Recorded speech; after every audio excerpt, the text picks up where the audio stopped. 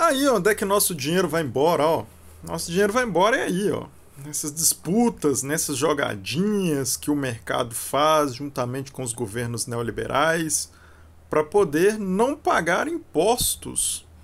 Quando eu digo que, na verdade, quem paga imposto nesse país é a classe trabalhadora, tem gente que ainda vem duvidar.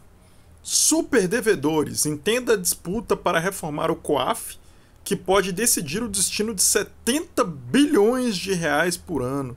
Quantas casas populares não poderiam ser construídas com esse dinheiro, hein? Quantos hospitais, quantos novos profissionais não poderiam ser contratados, né? Com esses recursos, né?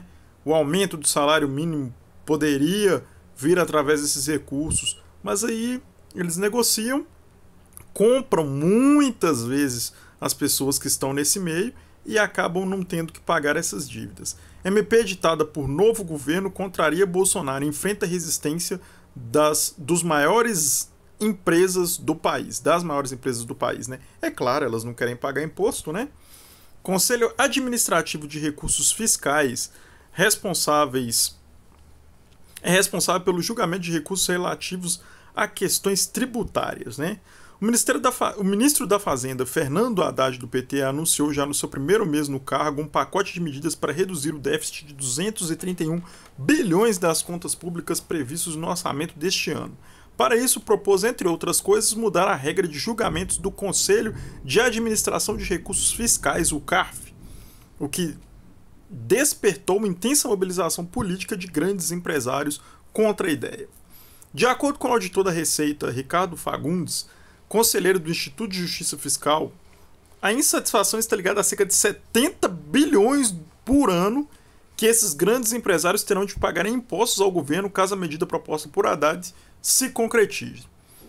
Hoje a União não recolhe esses impostos por conta de uma lei sancionada pelo ex-presidente Jair Bolsonaro, beneficiando justamente esses empresários. Quando a gente dizia que Paulo Guedes e Bolsonaro trabalhavam apenas para os empresários, deixando o povo morrer de fome, como a gente viu que estava acontecendo, ainda tinha gente que ainda vinha criticar a gente ainda, né? O CAF é uma espécie de tribunal administrativo, não pertence ao judiciário, que julga principalmente recursos de empresa contra autuações da Receita Federal. Por exemplo, um auditor vai a uma fábrica e detecta, né, a sonegação de um tributo federal, a fiscalização vira uma cobrança que pode ser questionada pela fábrica na própria Receita. A Receita entende mais uma vez de que a fábrica está errada, isso depois vai parar lá no COAF. No COAF, essa cobrança é julgada por turmas de 8 a 10 conselheiros.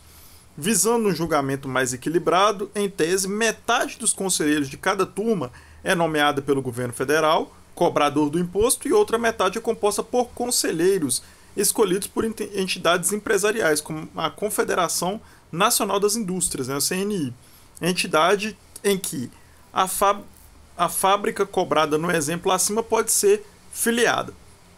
Acontece que, como cada turma tem um número par de conselheiros, é possível que o julgamento no CARF termine empatados. Até 2020, nesses casos, o presidente da turma, que é sempre nomeado pelo governo, teria um voto de Minerva, o tal voto de qualidade. Ou seja, se ele entendesse que a cobrança está correta, ela seria lançada. Entendimento contrário do presidente levaria ao cancelamento da autuação. Foi justamente isso que mudou após Bolsonaro sancionar a Lei 13.988/2020, oriunda de uma medida provisória editada também por ele. A nova legislação acabou com tal voto de qualidade e estipulou que, em caso de empate, o contribuinte, no caso a fábrica, que não pagou os seus impostos, no caso do exemplo, né, sairia vitorioso da disputa, e quem perderia com isso era toda a sociedade, eu, você, que pagamos os nossos impostos, e se a Receita Federal descobrir que a gente está fazendo algo errado, a gente paga multas gigantescas e não tem a quem recorrer. A cobrança do imposto seria cancelada. Olha como é que as coisas são para a classe rica nesse país, né? Haddad assinou em 12 de janeiro uma outra medida provisória, retomando o voto de qualidade no CARF. Classificou a situação no órgão criada por Bolsonaro como uma vergonha, né? Primeiro porque essa regra não tem paralelo em nenhum lugar do mundo. Depois porque é contrária à jurisprudência consolidada nos tribunais brasileiros, né? Arrecadação reduzida. Segundo as contas do Ministério da Fazenda, a retomada do voto de qualidade do CARF de um conselheiro nomeado pelo governo federal poderia levar a uma arrecadação extra de 35 bilhões só neste ano. O valor, segundo Fagundes, tende a ser maior no futuro. Fagundes é autor de um estudo sobre o CARF realizado pelo IJF, né? Ele diz que só em 2022 o governo deixou de arrecadar 25 bilhões em processos que tiveram julgamento empatado e acabaram favorecendo os contribuintes. Grandes empresas. Leia-se contribuinte nesse caso, grandes empresas que sonegam impostos e depois entram nesse CARF para não pagar esses impostos que eles sonegaram ou fizeram alguma contabilidade criativa ali, né? Isso é 20% do valor total das causas julgadas.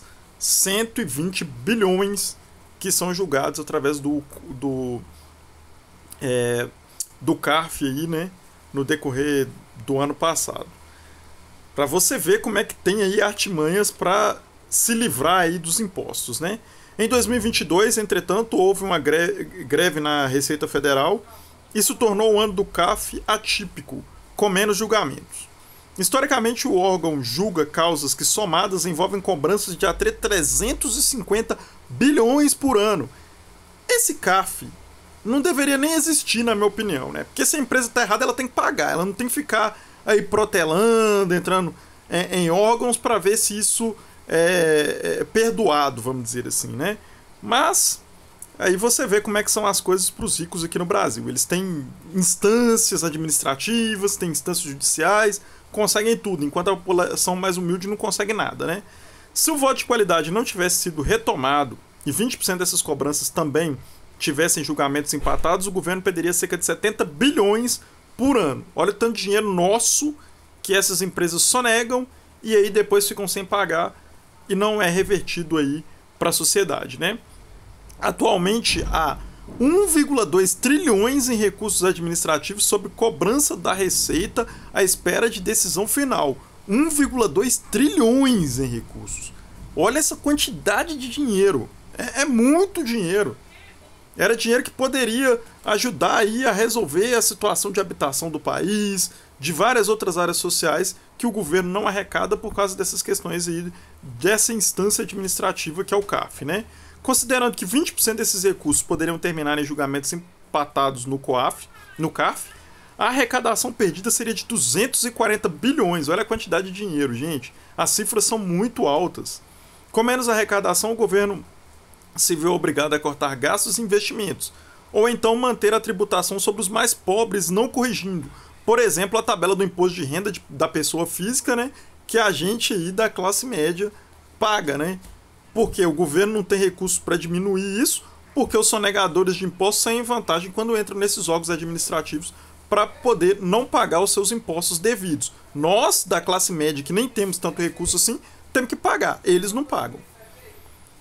Então, nessa lógica aí, surgiu uma resistência dos grandes, né? O presidente do Sindicato Nacional de Auditores Fiscais da Receita Federal no Brasil afirma que essa perda de arrecadação da União beneficia um número muito pequeno de empresas. Cerca de 90% dos 25 bilhões que o governo deixou de arrecadar em 2022 sem voto de qualidade do CARF eram impostos cobrados a somente 26 companhias, que são lá os grandes empresários bilionários do Brasil, que têm forte influência aí no mercado e em outras áreas também, inclusive nas próprias pessoas que estão aí nesse CARF, né? Comprar pessoas aqui no Brasil a gente sabe que não é uma coisa muito difícil, né? E com essa quantidade de dinheiro e com essa quantidade de dívida, não seria muito difícil. A solução em favor do autuado não beneficiar a pessoa física, a pequena empresa, a média empresa, nem mesmo a grande empresa. Só essas 26 mega empresas, diz Falcão, elas têm poder político nas confederações empresariais que indicam os conselheiros do CARF. Então eles indicam as pessoas para as pessoas votarem a favor dos interesses deles mesmos lá no CARF. Olha que situação absurda, né? Essas companhias são as que mais fazem pressão contra o governo agora, que toma essas medidas, né?